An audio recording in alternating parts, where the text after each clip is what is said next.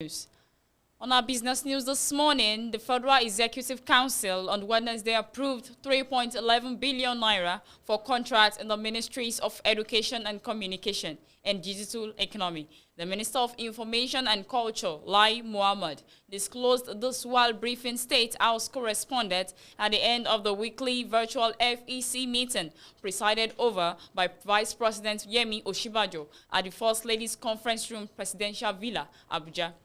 Conference Room, Presidential Villa, Abuja, Mohammed, who spoke on behalf of the Ministers of Education, Adamu, and Communication and Digital Economy, Dr. Issa Pantami, said both ministers presented 3 memoranda. According to him, the Ministry of Education's memoranda sought approval to purchase an official residence for the Vice Chancellor of the Federal University, Dutse, Jigawa State, as well as funding to augment the execution of 5 projects at the Nnamdi Azikiwe University, Awka, Anambra State.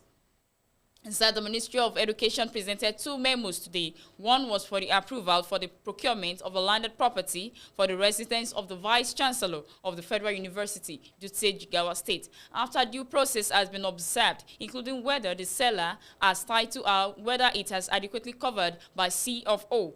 The council approved that a property be purchased for the sum of 161.25 million naira, inclusive of 7.5% VAT, with the delivery period of 2 weeks for the official residence of the Vice Chancellor of the Federal University of Dutse, Jigawa State. The second was actually a memo asking for augmentation on 5 contracts at the Nnamdi Azikiwe University, Awka, in Anambra State. The significant thing about this contract is the fact that there were contracts that were awarded by the university itself, some in 2007, some in 2010, some in 2012 and 2015 respectively. But due to the inability of the university to execute this project for reasons ranging from lack of funding to the other sundry reasons, they appealed to the federal government to help complete the contract. The contract, which was then awarded at the sum of 2.51 billion naira due to contract variation, cost of materials, etc., has now been jacked up to 4.6 billion naira. In other words, the federal government is making available to the Nnamdi Azikiwe University the sum of 2.1 billion naira to augment the contract, which they awarded between 2007 and 2015, which you were unable to complete. Mohammed added that the FEC approved the sum of 847.5 million naira for the award of a contract for digital interconnectivity among identified ministry and other agencies of government through the local area network. On our sport news this morning, Dare offers support as ANOCA clocks 40.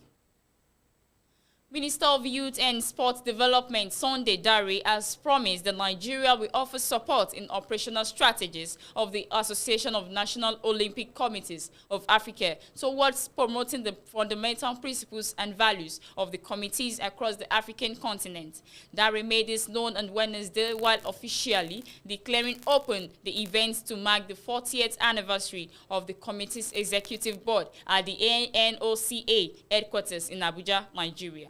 This celebration gladens my heart as I see a true reflection of generosity, understanding, international cooperation, sports, and cultural exchange amongst 54 countries with a unified vision, Dare said. The presence of the Ministers of Youth and Sports of the 4 African countries, Algeria, Egypt, Ghana, and indeed Nigeria, is unprecedented and signals new horizon for greater cooperation and coordination of sports development in Africa.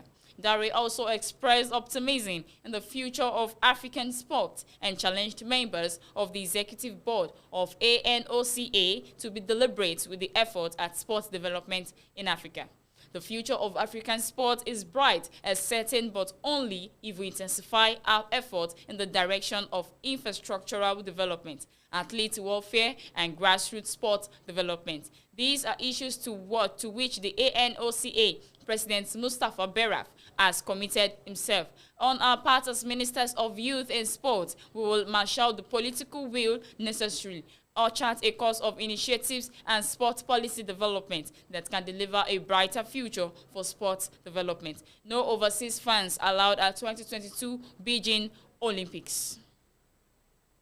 Next year's Winter Olympics in Beijing will be held without spectators from overseas, with tickets restricted to fans living in China. Because of the COVID-19 pandemic, the International Olympic Committee said Wednesday. The IOC said only fully vaccinated participants will be exempt from a 21-day quarantine. Athletes who can provide a justified medical exemption will have their cases considered. All attendees will enter a strict bubble upon arrival that covers games-related areas and stadiums, as well as accommodation, catering, and the opening and closing ceremonies. The decisions announced by the IOC but taken by Chinese organizers are a first state of a package of measures to be released in October, designed to prevent the games from turning into a source of contamination. On our health news this morning, physician laments high healthcare costs, says many Nigerians are unable to pay medical bills. President of the Nigerian Cardiac Society, Dr. Okechukwu Oga, has lamented the high cost of accessing health care in the country. He said many people who need medical attention in the country would rather die at home instead of seeking health care at the hospitals because they cannot afford it. Oga urged the federal government to legislate on the implementation of universal health coverage. Recall that on April 27, 2001, African governments made a historic pledge to allocate at least 5% of the annual budget to the health sector.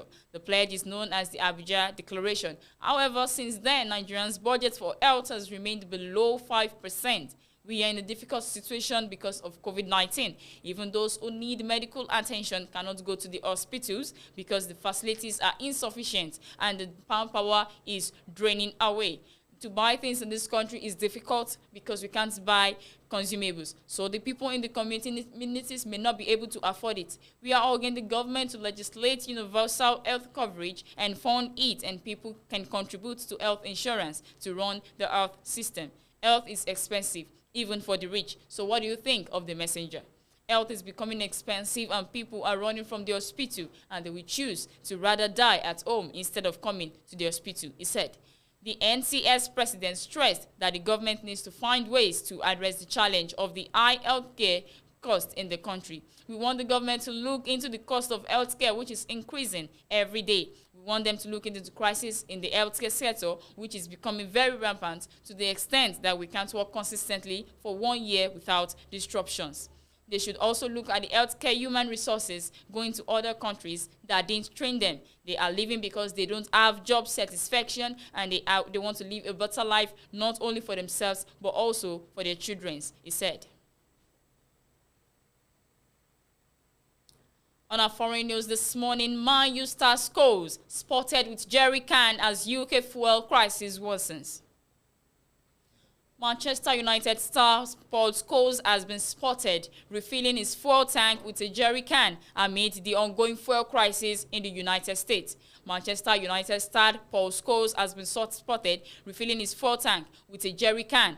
In a video with 20-year-old daughter posted on Instagram, Scholes was seen by the roadside. He unscrewed the petrol tank of his car and a jerry can of fuel was given to him. Scholes' daughter captioned the video, "Last time you can have a go at me for having no petrol, Paul Scholes." This is coming amid the acute fuel scarcity in the United Kingdom.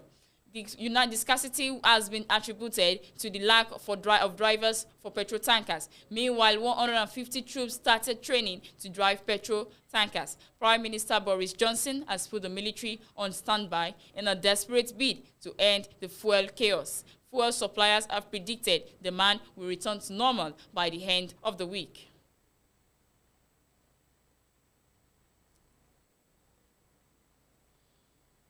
On entertainment news this morning, Vanessa MD welcomes first child with actor Rotimi.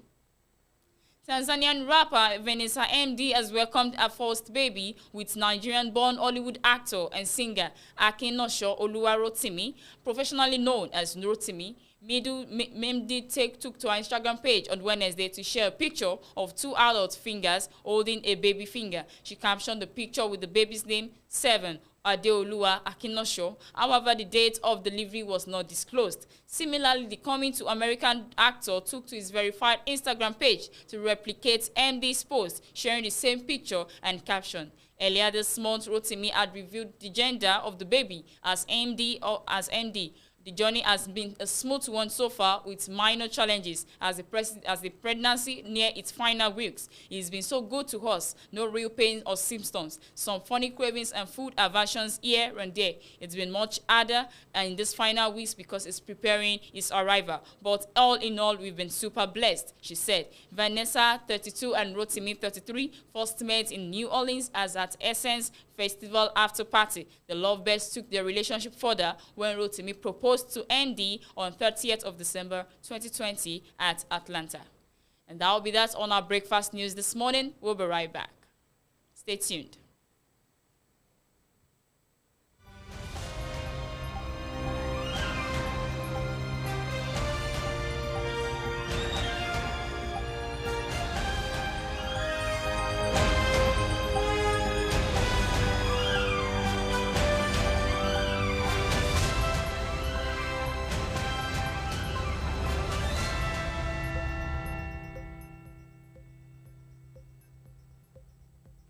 Highlight over breakfast news this morning. You welcome back.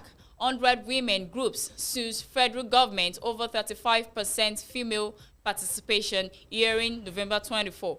Killers of Dora Akinyuli's husband will face judgment of man and God, says Buhari. On our political news this morning, it is time for generational change, says Yahaya Bello. Rivers APC battle be without Abbey, ex-postman, says Eze. Business news this morning, FEC approves 3.11 billion naira for education communication project. On our sport news, Dare offers support as ANOCA clocks 40. On our health news this morning, physician laments high healthcare cost, says many Nigerians unable to pay medical bills.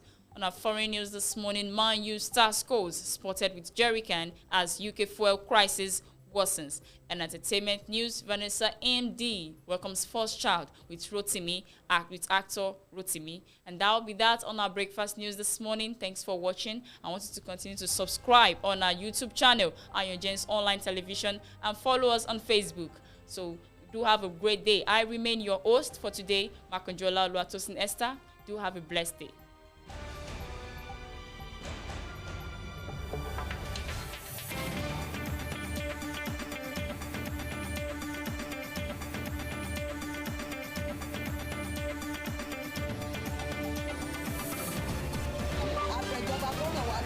Nǹkan ti bàjẹ́ nínú ọjà Ọlọ́run kó tì wọ́n lẹ́yìn ó dẹ̀ mọ́ tì wọ́n lójú.